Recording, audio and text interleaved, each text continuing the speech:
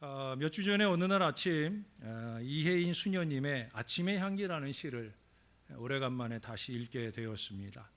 제가 한번 소개를 해드릴게요. 아침마다 소나무 향기에 잠이 깨어 창문을 열고 기도합니다.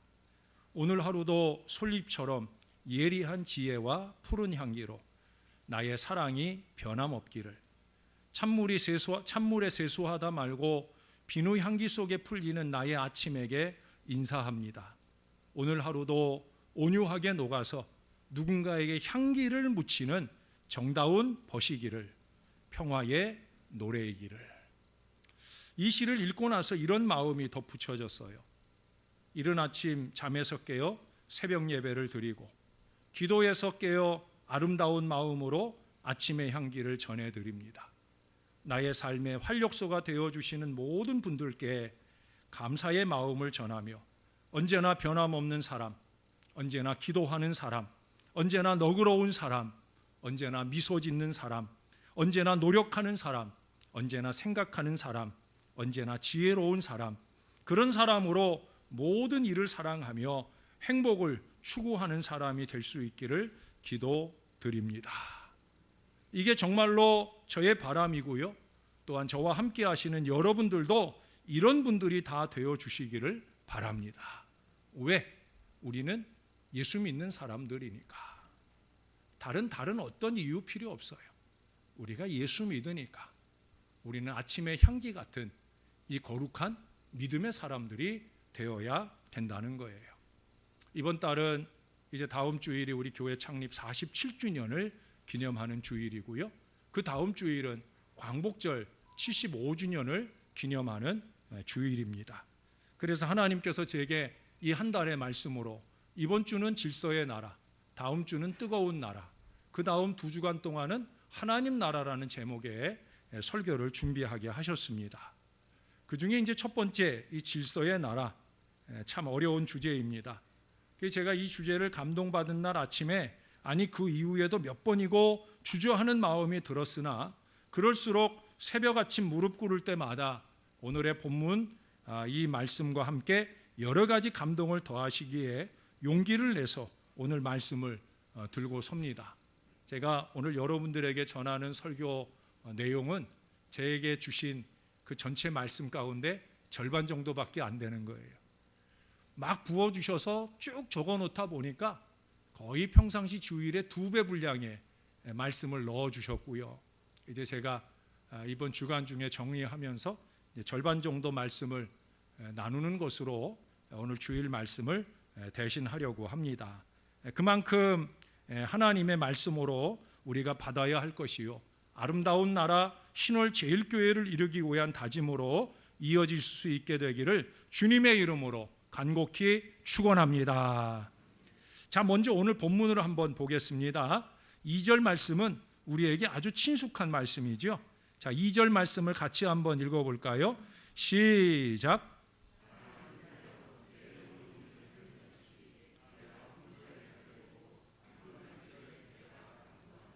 아멘.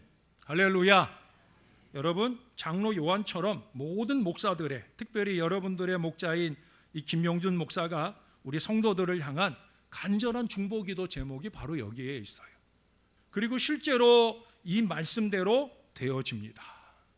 내 영혼이 잘된 같이 내가 범사에 잘되고 강건하게 되는 이 신앙의 수순, 축복의 수순이 이 말씀대로 된다는 거예요.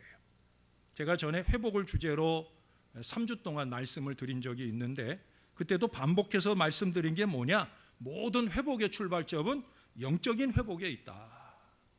영적으로만 바로 서면 범사에 형통하는 것은 이건 시간 문제라는 거예요.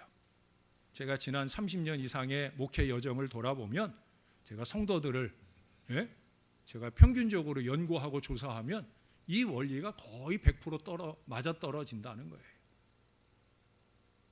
영혼이 잘 되면, 다시 말해서 영적으로 바로 서고 하나님의 은혜로 충만하면 그 다음은 술술이라는 거예요. 내 영혼이 잘된 같이, 여러분 이게 이루어지기 위해서는 그런 점에서 3절 4절이 이루어져야 됩니다. 3절 4절입니다. 제가 한번 읽어드릴게요. 형제들아 와서 내게 있는 진리를 증언하되 내가 진리 안에서 행한다 하니 내가 심히 기뻐하노라. 내가 내 자녀들이 진리 안에서 행한다 함을 듣는 것보다 더 기쁜 일이 없도다. 여기 진리라는 표현이 3번 나오고요. 특별히 진리 안에서 행한다 하는 말이 2번 나와요. 진리 안에서 행한다는 게 뭡니까? 바로 오늘 말씀의 제목인 바른 영적 질서 아래 사는 삶을 말하는 거예요. 그것은 욥의 경우를 빌어 얘기하자고 하면 우리에게 욥이 보여준 항상성의 신앙, 변함없는 신앙, 바로 그것을 의미하는 것이에요. 여러분, 변하는 것은 진리가 아니잖아요. 변덕은 진리가 아니에요. 우리가 예수님께서 스스로도 나는 길이요 진리다 하셨는데 왜 예수님이 진리이십니까? 예수님에게는 변함이 없으시기 때문이에요. 그러므로 진리 안에서 행한다 하는 것도 변함이 없는 항상성의 신앙을 말함이 분명한 거예요. 오늘 본문의 뒤에 보면 12절에 데메드리오라고 하는 사람을 사도 요한이 소개를 하는데 이 사람이 어떤 사람이냐? 무사람에게도 진리에게서도 증거를 받는 사람이다. 심지어 우리도 증언한다. 네? 무사람이나 진리나 또는 교회 지도자들에게도 증거를 받는 사람이다. 진리 안에서 사는 사람이요, 그 삶이 신앙적 질서에 입각한 변함없는 사람이요, 요동치 않는 사람이다. 그런 얘기예요. 죄송한 얘기지만 우리 장로님들도 그렇지만 도림교회 장로님들은 특별히 오늘 오신 분들은 다 여기서 말하는 이 사도 요한이 무사람에게나 진리에게나 또한 나 정명철 목사도 그렇게 증언하는 그런 분들입니다. 여러분, 이게 참 중요한 거예요. 질서가 유지되기 위해서는 그 기준이 필요한 거예요. 질서라고 하는 것은 기준이 되는 법이 있다, 그런 얘기예요. 세상의 질서도 법에 의해서 유지가 되잖아요. 법이라고 하는 것은 질서를 이루는 기준입니다. 교통 질서, 교통 법규를 통해서 유지되잖아요. 군대의 질서 역시도 복무 규정과 같은 이 법규를 통해서 유지가 됩니다. 군기라든지 군율이라든지. 군대는 그 어느 것보다도 이 질서 공동체라 해도 과언이 아닐 거예요. 근데 그 질서가 유지되는 근거가 뭐냐? 바로 군기나 군율이 있다는 거예요. 여러분, 그것은 그리스도 예수의 좋은 군사들이 모이는 우리 교회도 마찬가지입니다. 그러나 교회는 군대처럼 상하관계의 질서는 아니에요. 그것이 아니라 바로 하나님의 이 질서인 진리 안에서 행해야 되는 바로 그런 공동체라고 하는 것은 분명하다는 거예요. 하나님은 이 질서 아래 천지 만물을 창조하셨어요. 만일 하나님께서 질서 개념이 없으셨다면 우주는 지금 이 모양으로 남아있지 않을 거예요. 네? 이 기막힌 운행이 불가능하다는 거예요. 여러분, 이 우주의 운행의 중요한 기준 가운데 하나가 뭐냐? 항상성이에요. 저는 그래서 항상성이 좋아요. 항상성을 강조합니다. 제가 지난 6년여간 이 신월제일교회에 있을 때 제가 변덕스럽습니까? 항상 똑같습니까? 대답이 없네. 예? 저는 항상 똑같아요. 부정적이든 긍정적이든 저는 늘 일정하기를 소원합니다. 여러분, 왜 그러냐? 하나님이 항상성의 하나님이신 거예요. 여러분, 자전이니 공전이니 하는 이 자연 법칙이 항상성에 의해서 변함없이 유지되기 때문에 이게 문제가 없는 거예요. 저는 가끔 자연 만물을 보면서 그런 생각을 해요. 그래도 이 자연 만물이 항상 똑같은 모습이라 우리 하나님께서 위로받지 않으시겠나 하는 생각을 해요. 왜? 이 자연 만물 중에 제일 잘 만들어 놓은 게 누구예요? 우리들이에요. 근데 우리는 그렇지 못하다는 거죠. 자주 하나님 앞에 이 항상성을 무너뜨리고 우리의 변덕으로 인해 하나님의 마음을 상처를 더하게 되는 경우가 많이 있다는 거예요. 근데 하나님께서 이 자연을 바라보면서 그래도 위로받으시지 않을까 하는 생각을 합니다.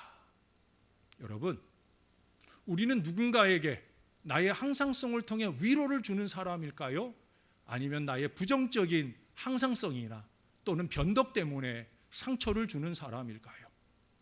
진리 안에서 산다라고 하는 것은 누군가에게 우리 자연 만물처럼 위로를 주는 존재여야 된다는 거예요. 구약에서도 하나님께서 하나님의 백성으로서 진리 안에서 질서 안에서 살아가라고 율법이라는 걸 주셨어요. 이 율법의 조항은 전체가 613개입니다. 몇 개라고요? 613개. 예, 많죠? 그 중에 하지 말라라고 써 있는 마무리는 365개가 적혀 있고요.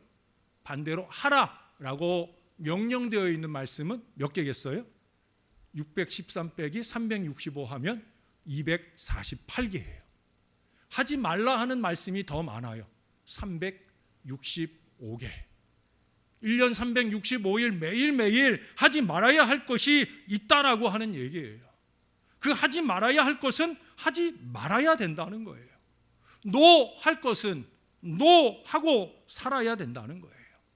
하나님의 질서 아래 사는 백성이라면 적어도 그래야 된다는 거예요. 진리 안에 질서 아래 사는 것은 바로 그런 것이다. 좋은 게 좋은 거 아니라고 그랬잖아요. 대충 그럭저럭 적당히 이렇게 이런 것이 좋은 것이 아니라 그랬잖아요. 진리 안에 질서 아래 무엇보다 하나님의 말씀대로 사는 것이 좋은 것이다. 신앙의 백성들은 그 앞에 말씀의 대로가 쫙 펼쳐져야 건강한 신앙이라고 말씀드리는 이유가 거기에 있어요. 그래서 여러분, 해야 할 것을 하지 않을 때 우리가 그것을 죄라고 한다고, 또 하지 말아야 되는데 그것을 하게 되면 그것을 허물이라고. 그래서 구약에 보면 죄와 허물 그러는데 결국 이 613가지 조항 가운데 하지 말아야 될 것을 하면 허물이고 해야 될 것을 하지 않으면 죄가 되고, 결국 그건 뭐예요? 그건 결국 질서 밖에 있다는 거예요. 진리를 벗어나게 될 때 그것이 죄와 허물이다. 사랑하는 여러분, 질서를 벗어나는 데 익숙해진 항상성은 언제나 문제가 됩니다. 개인도 문제지만 공동체는 더 문제가 되는 거예요. 해야 되는 걸 해내며 하지 말아야 될 것을 하지 않는 이 항상성의 원리를 지켜내는 신앙의 사람들이 많아진다고 하면 교회는 더 이상 욕먹을 일이 없는 거예요. 사랑하는 여러분, 한때 유전무죄, 무전유죄라고 하는 말이 유행한 적이 있죠. 돈 있는 사람은 무죄고 돈 없는 사람에게는 유죄가 되는 세상, 이것은 질서 있는 세상이 아닌 줄을 압니다. 진리가 땅에 떨어진 세상이라는 걸 압니다. 교회는 절대 그런 곳이어서는 안 된다는 거예요. 교회의 법 적용은 모두에게 공평해야 됩니다. 교회가 어떤 원칙을 정할 때는 그래서 신중해야 되고, 그 원칙을 정해놓으면 그 원칙을 가감없이 지켜내는 일에 모두 노력해야 된다는 거예요. 잘 아시다시피 저는 이 원칙을 지키려고 노력합니다. 예외나 특별을 만들지 않으려 합니다. 제가 우리 아이들 어릴 때부터 늘 새겨주었던 게 하나 있어요. 이제 아이들이 자기 게 있잖아요. 진혁이 게 있고 유빈이 게 있잖아요. 근데 한 아이가 자기 것을 자기 혼자 놀고 싶은데 다른 아이가 그것을 같이 놀고 싶어 할 때, 아이가 어리다 보니까 자기 것을 움켜쥘 수 있잖아요. 그러면 제가 아이에게 늘 하는 질문이 있어요. 이거 누구 거야? 라고 물어요. 그러면 우리 아이들은 어떤 때는 움찔움찔 말하고 싶지 않을 때도 있는데 그 질문이 뭔 대답을 기다리는지를 알기 때문에 때로는 마지못해 대답을 하기도 합니다. 그 대답은 뭐겠습니까? 하나님 거. 하나님 거. 라고 하는 순간 아이들은 자기도 모르게 손을 놓습니다. 제가 억지로 손을 펴주는 거 아니에요. 그러나 어려서부터 훈련되었어요. 하나님 거 하는 순간 이제 내 거 아니니까 손을 놓아야 된다는 거 아이들이 알고 놓습니다. 우리 집은 그것이 진리예요. 하나님 거. 그렇게 선언된 것은 절대 자기 마음대로 할 수 없다. 우리는 어렸을 때부터 그래서 11조 정신이 훈련이 돼 있어요. 애들 세뱃돈 받는 그 유아 때부터 하나님 거 구별하고 드리기를 시작하는 일들을 지금까지도 이어오고 있어요. 하나님 거 선언된 것을 손대지 않는 마음으로 자란다는 거죠. 앞으로도 그렇게 평생 자라게 되어질 거라고 저는 믿어요. 하나님 거 내 마음대로 하는 순간 그거 하나님 거 아니죠. 하나님 거는 하나님께 드려서 하나님의 뜻대로, 그건 물질과 관계된 것만 아니에요. 우리의 시간이나 우리의 범사가 마찬가지예요. 근데 여러분, 한 번은 이런 일이 있었어요. 제가 이 어린 아이들과 함께 이제 아이스크림을 하나씩 먹고 있는데, 저는 좀 천천히 먹었는데 그날따라 무슨 생각인지 유빈이가 호다닥 자기 아이스크림을 다 먹었어요. 그리고 어딜 보겠어요? 아직도 제 손에 남아있는 아이스크림을 바라봅니다. 그리고 끝내는 얘기를 합니다. 눈치 없는 아빠가 자기 혼자 계속 먹고 있으니까 아이가 용기를 내서 말해요. 아빠, 나 한 입만 줘. 그때 제가 아이에게 말했어요. 야, 네 거 다 먹었으면 됐지 뭘 더 바래. 저는 좀 사람이 덜 돼가지고요, 먹는 것 갖고 애들하고 싸워요. 근데 이 아이가 저를 빤히 쳐다보면서 이렇게 물었습니다. 아빠, 그거 누구 거야? 에? 아빠, 그거 누구 거야? 라고 묻는데 제가 차마 부끄러워서 제 입으로 하나님 거라고 말할 수는 없고 마음속으로 하나님 거라고 외치면서 아이에게 그것을 넘겨 주었습니다. 여러분, 법은 공평한 거예요. 예외나 특별히 없을 때 아름다운 거예요. 어른은 어른답게 더 잘 지켜주어야 되고, 아랫사람은 아랫사람답게 그걸 본으로 삼아서 잘 지켜줄 때 아름다운 가정도 되고 아름다운 교회도 되고 아름다운 하나님의 나라가 되는 거예요. 우리 신월제일교회는 그런 교회가 되어가야 할 줄로 믿습니다. 여러분, 질서나 진리 아래 잘 살아가는 데 있어 필요한 기준 가운데 하나가 바로 약속입니다. 성경은 구약 신약이라 하잖아요. 하나님의 특별한 약속이 이 하나님의 말씀이에요. 하나님의 일방적 요구가 아니라 하나님과 인간 상호 간의 약속으로 주어진 말씀입니다. 법이라고 하는 것도 사실 공동체적인 약속이잖아요. 어떤 것은 내가 투표를 통해 내가 허락한 약속도 있고요. 그러나 대부분 많은 약속들은 국회에서 다 만들어지니까 우리가 모르는 중에 이미 만들어져서 우리에게 강제되는 약속들도 있습니다. 어떻든지 간에 이 약속이 내가 원하든 원치 않든 내 마음에 허락되든 안 되든 우리는 이것을 이행해야 돼요. 이거 이행하지 않을 때 공동체나 관계성은 파괴되는 거예요. 부부관계도 그렇잖아요. 요즘 젊은이들은 결혼할 때 결혼 계약서를 쓴다고 그래요. 우리는 그렇게 안 하고 결혼했잖아요. 그래도 그렇게 약속 주고받은 계약서가 없다고 할지라도 기본적으로 사회적 통념 속에 흐르는 약속이 있어요. 이 약속을 어느 한쪽이 범하게 되면 결국 우리는 이혼이나 파경을 맞게 되어집니다.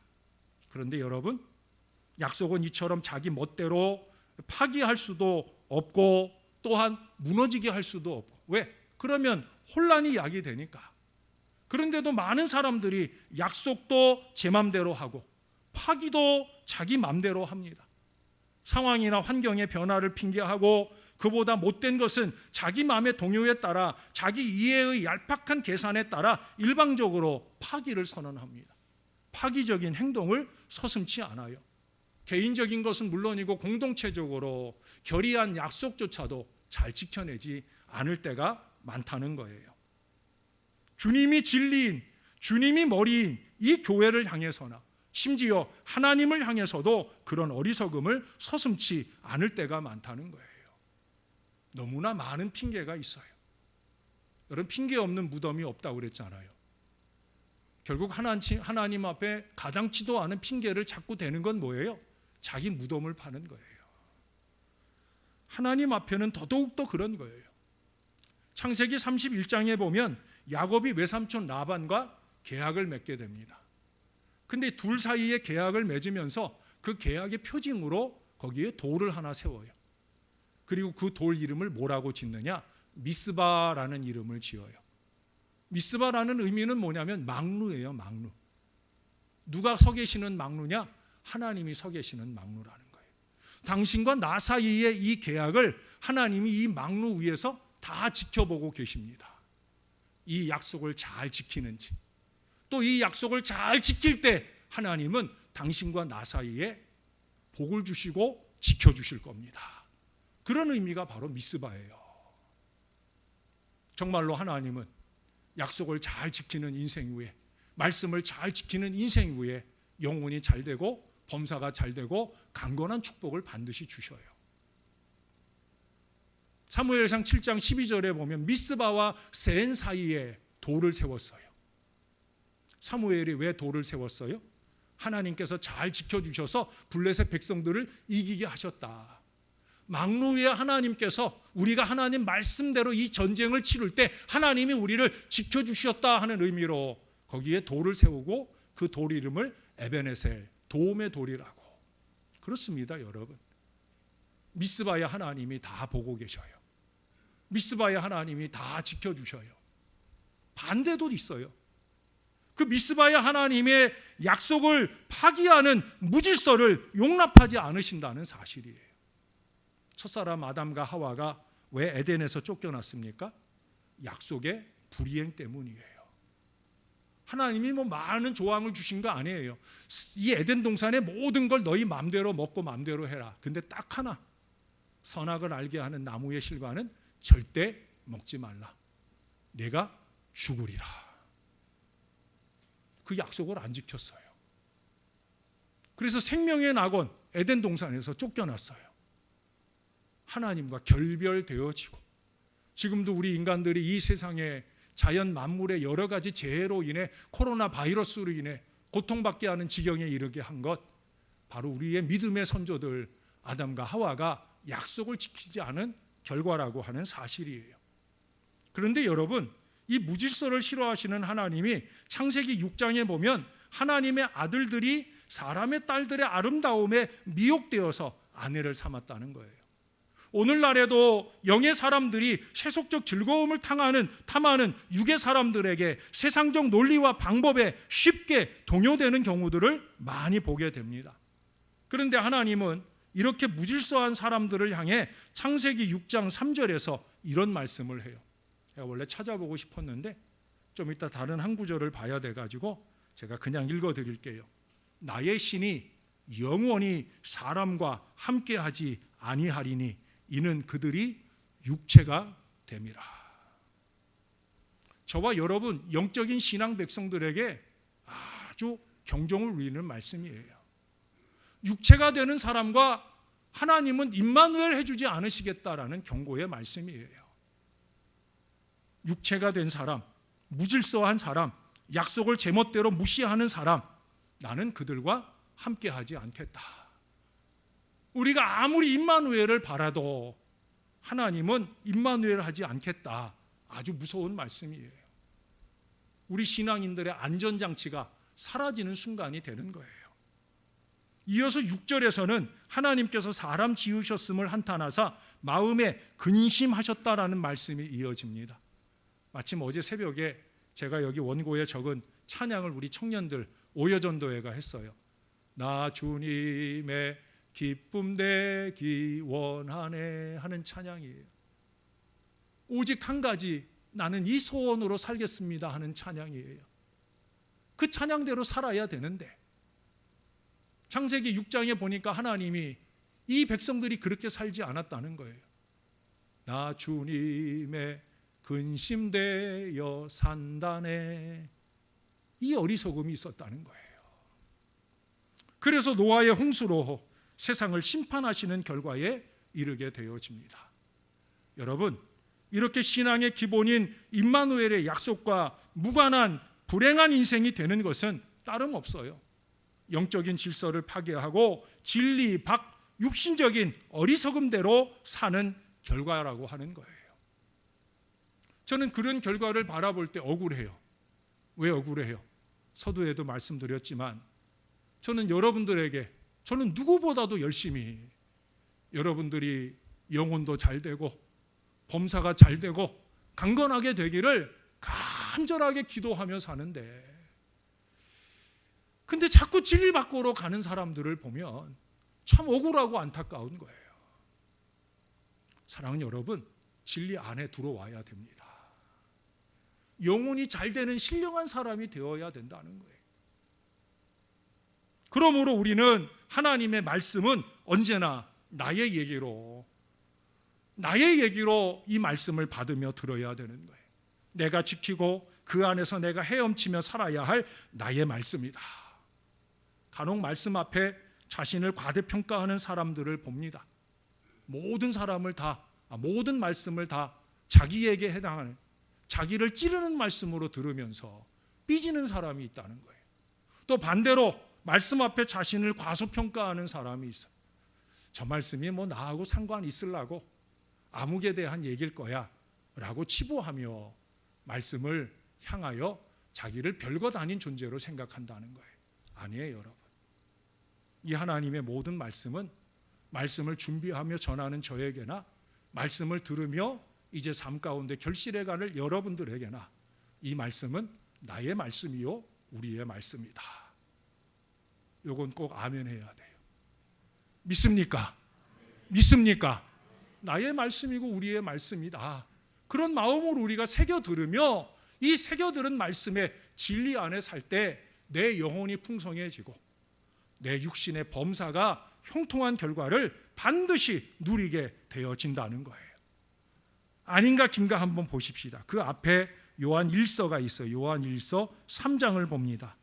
3장 21절 22절 금방 찾으셨죠? 자, 여러분들이 한번 읽어주실게요. 시작. 사랑하는 자들아, 만일 우리 다시 읽습니다. 항상성으로 읽으십시다. 천천히 또박또박. 21절입니다. 시작.